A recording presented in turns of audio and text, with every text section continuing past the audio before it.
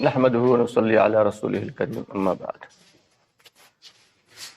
پیارے دوستو اور عزیز ساتھیو، اللہ رب العالمین کا بے حد شکر احسان اور کرم ہے کہ اللہ تعالی نے ہم سب کو ایک عظیم مجلس میں بیٹھنے کی توفیق عطا فرمائی۔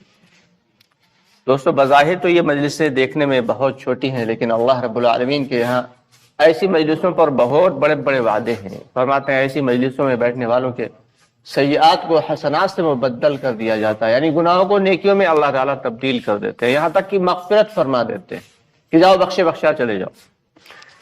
اب اندازہ لگائیں کہ یہ چھوٹی چھوٹی سی جو مجلسیں دین کی ہیں، ان کی اللہ کی نگاہ میں کیا اہمیت ہے۔ ایسی مجلسوں میں بیٹھ کے ایمان کے مذاکروں کو کرنا ہے، یہاں پہ کوئی وعظ و تقریر کرنا مقصد نہیں دوستو۔ اپنے ایمان کو بنانے کے لیے، اپنے ایمان کو بڑھانے کے لیے صحابہ کرام رضی اللہ تعالیٰ عنہ مجمعین بھی آپس میں بیٹھ کے مذاکرہ کرتے تھے کہ ایمان کی باتوں کو سننا، ایمان کی باتوں کو بولنا اور اللہ کی مخلوقات میں غور و فکر کرنا، یہ ایمان کو بڑھانے کے 3 طریقے ہیں۔ اللہ کی بڑائی کو، اللہ کی کبریائی کو، اللہ کی قدرت کو، اللہ کی ربوبیت کو اتنا زیادہ بولنا اور اتنا زیادہ اس پر غور و فکر کرنا اللہ کی مخلوقات میں، اور اتنا زیادہ سننا اللہ کی بڑائی کو کہ وہ بڑائی دل کے اندر اتر جائے۔ دوستو، زبان سے تو ہم سبھی یہ کہہ دیتے ہیں کہ ہاں بے شک اللہ سے ہوتا، لیکن کیا ہوتا ہے دل میں؟ یہ ہوتا ہے کہ اگر دکان نہیں کھولیں گے تو کھائیں گے کیا؟ تو ایک تو یقین، ایک ہوتا ہے ڈھول مول یقین۔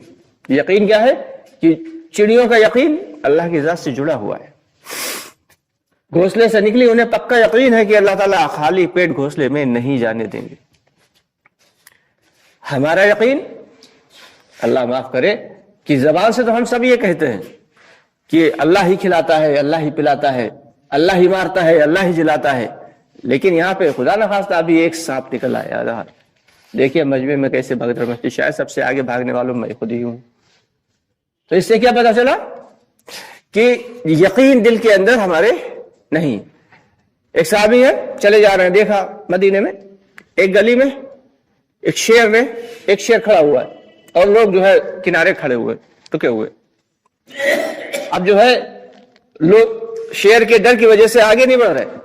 صحابی پہنچے، شیر کا کان پکڑا، ایک تماچا مارا اور کہا تو یہاں کیا کرنے آ گیا؟ چل جنگل کی طرف جا۔ اس کے بعد فرمایا کہ جو شخص اللہ رب العالمین سے ڈرتا ہے، مخلوقات اس سے ڈرتی ہے، چاہے وہ شیر ہو اور چاہے وہ کوئی دوسری مخلوق۔ تو ہمارا دل کا یقین یہ ہونا چاہیے کہ سب کچھ کر سکنے والی ذات محض اور محض اللہ کی ہے، نہ کوئی بگاڑ سکتا ہے، نہ کوئی بنا سکتا ہے، نہ کوئی کھلا سکتا ہے، نہ کوئی پلا سکتا ہے، نہ کوئی مار سکتا ہے، نہ کوئی جلا سکتا ہے۔ سب کچھ کر سکنے والی ذات اللہ کی ہے، اور یہ سارے کے سارے اسباب جو ہیں یہ ہماری امتحان کے لیے ہے کہ انسان کا جو ہے بی پی بڑھا اور اسے برین ہیمریج ہوا اور وہ مر گیا، تو کیا ہے؟ یہ ایک اسباب ہے، سبب اختیار کیا اللہ نے مارنے کا۔ تو یہ ساری کی ساری چیزیں، یہ بیماریاں، یہ سارے کے سارے اسباب ہمارے اس لیے ہے کہ ان کے ذریعے اللہ تعالیٰ ہمیں آزماتے ہیں، ان کے ذریعے اللہ تعالیٰ ہمیں آزماتے ہیں کہ ذرا دیکھیں تو کہ واقعی تمہارے دل کے اندر میرا یقین ہے یا چیزوں کا یقین ہے۔ تو یہ جو دعوت کی مجلسیں ہیں، یہ جو مذاکرے ہیں، ان سے یہ چاہا جا رہا ہے کہ ہمارے دلوں سے دنیا کا اور چیزوں کا یقین نکل کر اللہ کا اور اللہ کی بڑائی ہمارے دلوں میں آ جائے۔ تو یہ ساری کی ساری چیزیں کب آئیں گی؟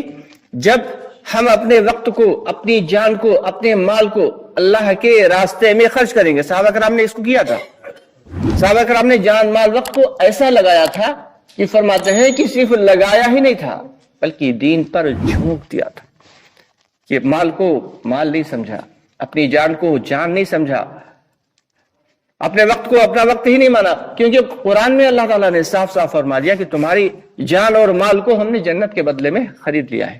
اب یہ جان بھی میرا نہیں اور یہ مال بھی میرا نہیں۔ ہاں، اسباب کا اختیار کرنا ضروری ہے کہ دکان کھولنا، ملازمت کرنا، کاروبار کرنا یہ ضروری ہے۔ صرف ٹوپی مسلح لے کے اور مسجد میں بیٹھ جانا اور اللہ ہی دے گا اور منو سلوا اتار دے گا، یہ جہالت ہے۔ اسباب کا انکار کرنا یہ جہالت ہے، لیکن اسباب پر یقین رکھنا یہ شرک ہے، اور شرک اللہ تعالیٰ کو بالکل پسند نہیں۔ کہ ہم کاروبار کر رہے ہیں، کانوں میں آواز پڑی حی علی الصلاۃ، ہم سیدھے مسجد کی طرف جائیں، حی علی الفلاح، کامیابی تو یہی ہے۔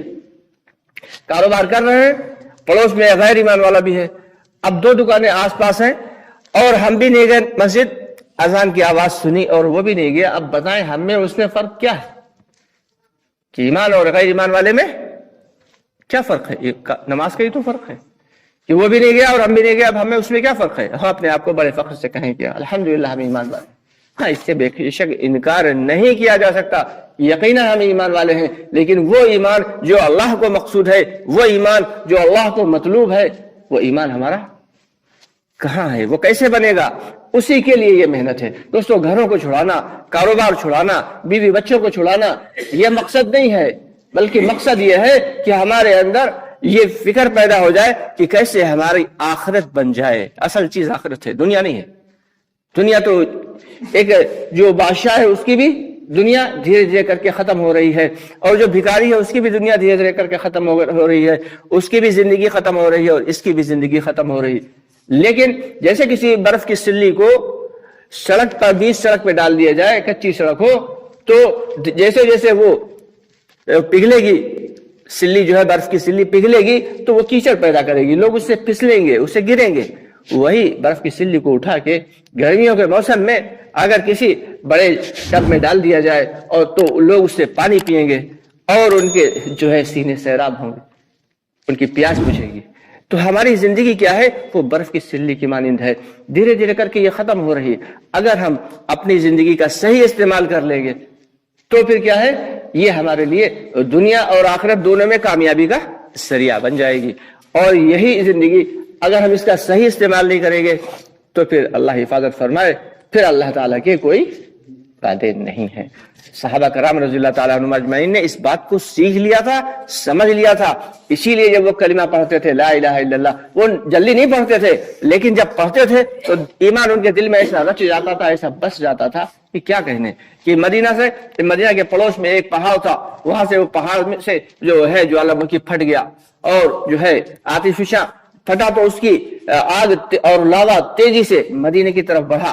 حضرت علی رضی اللہ عنہ نے اس وقت جو ہے فرمایا حضرت تمیم بن داری رحمۃ اللہ علیہ سے کہ جاؤ تمیم بن داری جاؤ اس آگ اور لاوے کو روکو۔ تمیم بن داری رحمۃ اللہ علیہ گئے اور ایسے ایسے ہاتھ سے سمیٹتے، جبکہ پتھر کا لاوا جو ہوتا ہے، جو آتش فشاں کا لاوا اتنا زیادہ گرم ہوتا ہے کہ جس علاقے سے میں وہ گر آتا ہے پھٹتا ہے تو اس علاقے میں پھر کوئی فصل نہیں اگتی، ایسا زبردست۔ تو اسے ہاتھ سے سمیٹتے چلے جاتے تھے اور جا کے اس کو، اور جہاں سے وہ لاوا نکلا تھا وہیں پہ بند کیا، اس کے اوپر اٹھا کے پتھر رکھ دیا، اس کے بعد سے پھر وہ آتش فشاں کبھی نہیں پھٹا۔ اب اندازہ لگائیں کہ کیسا یقین بنا ہوا تھا صحابہ کرام تھا کہ کسی سے کچھ نہیں ہوتا، لیکن اس یقین کو بنانے کی محنت بھی تو کی تھی انہوں نے، مجاہدے بھی کیے تھے،